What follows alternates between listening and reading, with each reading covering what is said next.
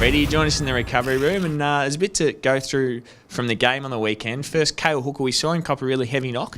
Yeah, Cale, he had a short period of loss of consciousness and jumped up and thought he could play on, and of course he couldn't. But he's recovered extremely well, so he's as good as gold, and he'll be having a run today. What we do need to do is, in this day and age, we do what we call COG sport, which is computer testing. And he will need to pass that to play. So we need to tick that box, which hasn't been done yet. But we expect to get an answer of that at lunchtime when we test him.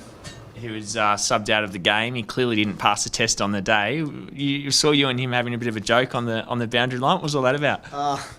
Well, it wasn't a matter of a test. If they lose consciousness, there's not much point doing a detailed test to see whether he's not concussed. That is by definition concussion.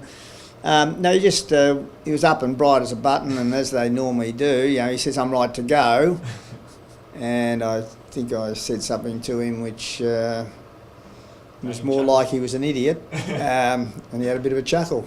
So he just can't go on. I mean, that's the way it is. Dyson Heppell with that hand, we saw him out having a bit of a run around yesterday. How's that coming along? Okay, so Dyson's, once again, we won't make up our mind till later in the week, but surgically the operation went very successfully.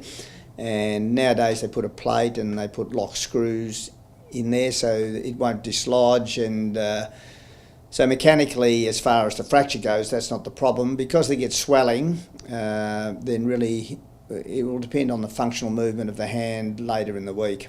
So we won't make an decision on that till Thursday, maybe Friday. So that almost becomes simply, if he's comfortable, then he's right to play. Is that sort of where it sits? More functionally with the hand, you've got to have full movement, you've got to be able to close the fist, you've got to be able to punch the ball, that sort of stuff. That's not so much the fracture as they all swell after the event.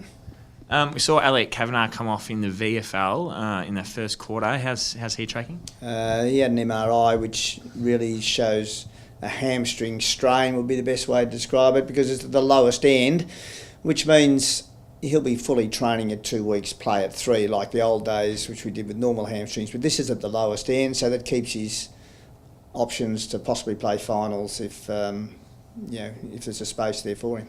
Not too many other injuries at the moment. There's a few of the long-termers, Tate Pears, Dustin Fletcher, Nick Comer, sort of just tracking along with their normal recovery. Yeah, well, Tate, we've taken this opportunity that he's had an unstable shoulder, so he's probably having, I think it's today or tomorrow, he's having surgery to his shoulder. So we want him right for next year. Same with Fletch. He just has to, unfortunately, not play finals because you just can't with that injury. Reid, thanks for the update. Thank you.